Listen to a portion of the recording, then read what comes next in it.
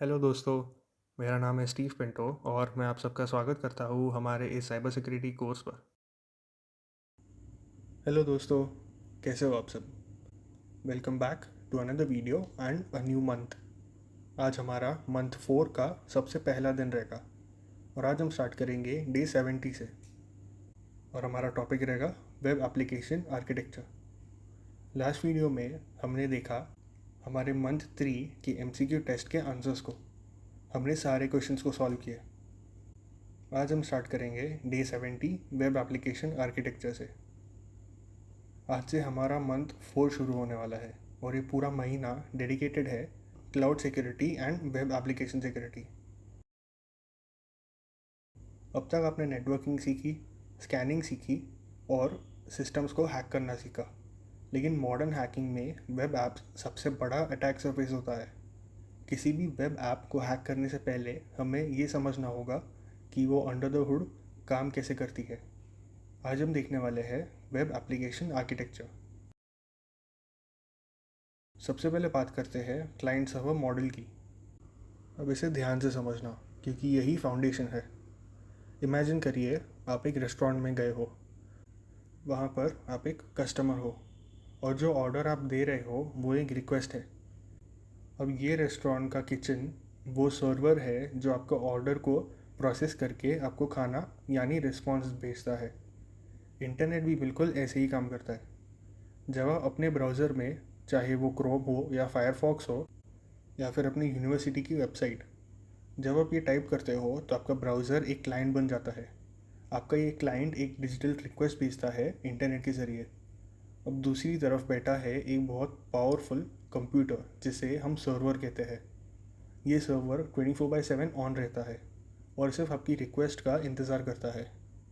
जैसे ही इसे आपकी रिक्वेस्ट मिलती है ये उसे चेक करता है, प्रोसेस करता है और बदले में आपको वेब पेज या डेटा भेजता है जिसे हम रिस्पॉन्स कहते हैं। हैकर की पॉइंट ऑफ व्यू से सोचिए, अगर हमें ये पता चल जाए कि क्लाइंट और सर्वर के बीच में रिक्वेस्ट कैसे ट्रैवल कर रहा है तो हम उस रिक्वेस्ट को इंटरसेप्ट कर सकते हैं, उसमें बदलाव कर सकते हैं या सर्वर को कंफ्यूज भी कर सकते हैं। इसीलिए ये समझना ज़रूरी है कि ये कम्युनिकेशन हमेशा एक रिक्वेस्ट रिस्पॉन्स साइकिल में चलता है। क्लाइंट हमेशा मांगता है और सर्वर हमेशा सर्व करता है। अब आप सोच रहे होंगे कि ये सर्वर क्या एक सिंगल डब्बा या मशीन होती है? बिल्कुल नहीं।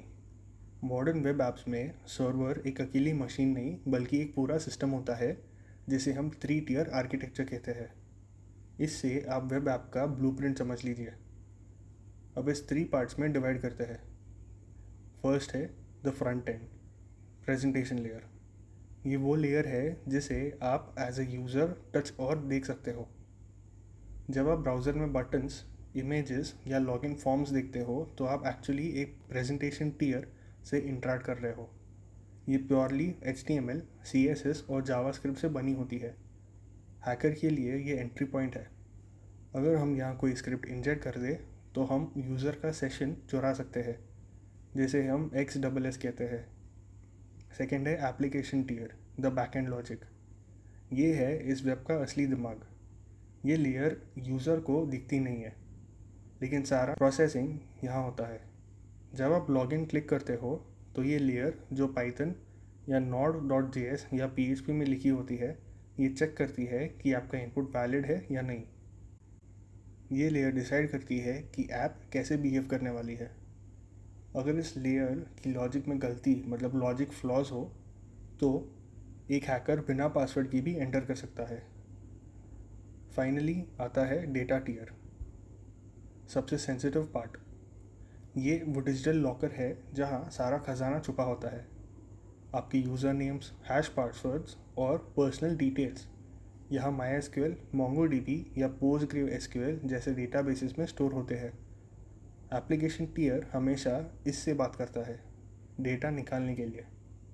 अगर हमने यहाँ पहुँचना सीख लिया SQL इंजेक्शन के ज़रिए तो समझो पूरा डेटा हमारा। हैकर की नज़र से हम ये टियर्स इसलिए समझ रहे हैं क्योंकि हमें ये पता होना चाहिए कि टारगेट कहाँ है। क्या हम इंटरफेस को टारगेट कर रहे हैं, ऐप की लॉजिक को या डायरेक्ट डेटाबेस को?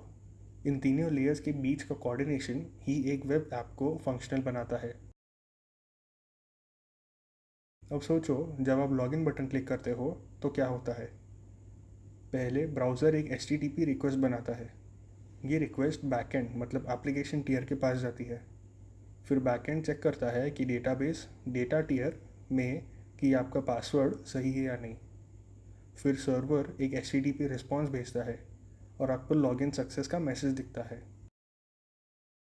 अब आते हैं हमारे वीडियो के सबसे इंटरेस्टिंग पार्ट पर, प्रैक्टिकल डेमोन्स्ट्रेशन। हमें ये चेक करना है कि ये लाइव रिक्वेस्ट कैसे फ्लो करती है। अब आप कोई भी वेबसाइट खोलिए, जैसे मैं यहाँ खोल रहा हूँ google.com।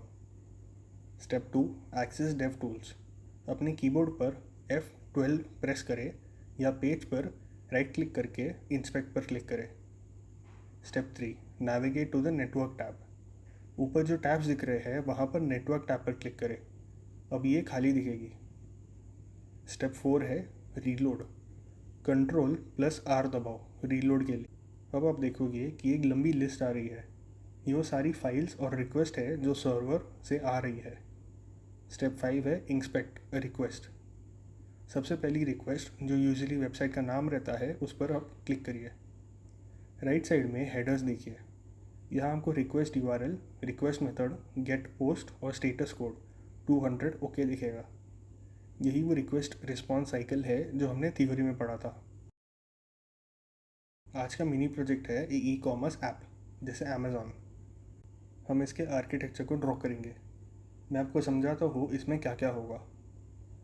क्लाइंट साइड, यूज़र अपने मोबाइल या लैपटॉप से क्रोम ब्राउज़र यूज़ कर रहा है। प्रेजेंटेशन लेयर, ब्राउज़र पर उसे प्रोडक्ट इमेजेस, प्राइजेस और ऐड टू कार्ट बटन दिख रहा है HTML या जावास्क्रिप्ट से। फिर है एप्लीकेशन लेयर।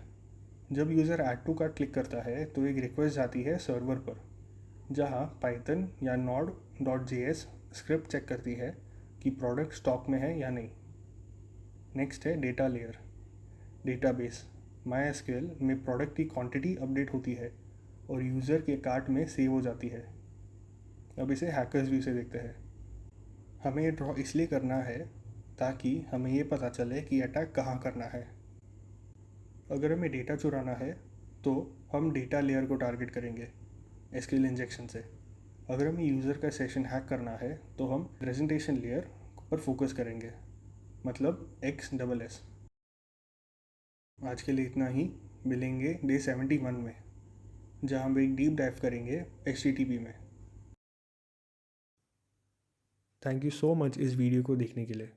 प्लीज़ इस वीडियो को लाइक करें और हमारे चैनल को सब्सक्राइब करें ताकि हमारे अपलोडेड वीडियोस आपके पास सबसे पहले आ सके।